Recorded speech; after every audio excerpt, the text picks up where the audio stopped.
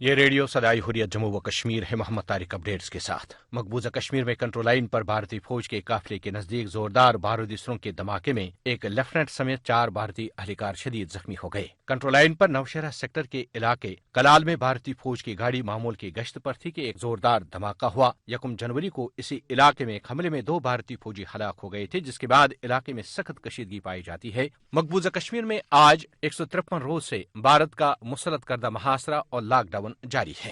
پاکستانی وزیراعظم عمران خان کا کہنا ہے کہ دنیا کب تک فسطائی مودی حکومت کی ریاستی دہشت گردی پر خاموش رہے گی۔ سماجی رابطے کی ویب سائٹ ٹویٹر پر جناب عمران خان نے ریاستی دہشت گردی سے متعلق بھارتی جریدے کا مضمون شیئر کیا، جس میں انہوں نے کہا کہ فسطائی مودی حکومت ریاستی دہشت گردی میں ملوث ہے۔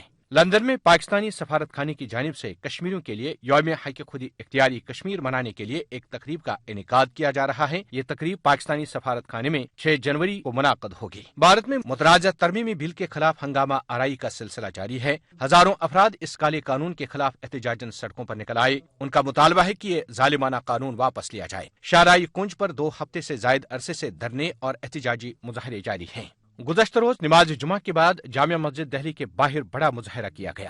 دوسری جانب دہلی کے وزیر اعلیٰ اروند کیجریوال کا کہنا ہے کہ مسلم مخالف قانون کی کوئی ضرورت نہیں، یہ بالکل غیر ضروری ہے۔ اپڈیٹس ختم ہوئے۔ بھارت میں شہریت کے کالے قانون کے خلاف مظاہرے ملک گیر صورت اختیار کر چکے ہیں۔ پورا بھارت ایک آگ کی لپیٹ میں ہے۔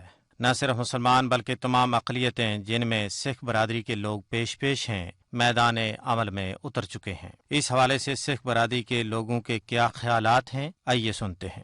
مسلمانوں کو 75 سالوں سے دبا کر ان کو دوسرے شہری کا درجہ دینے کی ایک پوری اسکیم جو ہے وہ چل رہی ہے۔ پہلے کشمیر کے 370 کو توڑا گیا، پھر بابری مسجد میں ایک پولیٹیکل ڈیسیجن آیا، مسجد کی جگہ پر اسی جگہ پر مندر بنانے کا فیصلہ ہوا، اور پھر سی اے اے، اور اس کے بعد ان کا پلان ہے این آر سی۔ سو ان چاروں چیزوں کو ایک لڑی میں دیکھیے، ایک سیریز میں دیکھیے، تو ان کا جو پلان ہے، جو آر ایس ایس کا پلان ہے، وہ ہے انڈیا کو ہندو راشٹر بنانا۔ تو یہ اسی کا پلان ہے، یہ اس کو فارورڈ کر رہے ہیں آر ایس ایس کے پلان کو، اور یہ چاہتے ہیں کہ کسی طریقے سے جو مسلمز ہیں ان کو ٹیرورائز کیا جائے، ان کو ہندوتو کے رحم و کرموں پر ڈالا جائے، کہ جو ان کی تاناشاہی تھی، ان کی گنڈا گردی تھی، اس کے سامنے مسلمان کھڑا ہو گیا ہے۔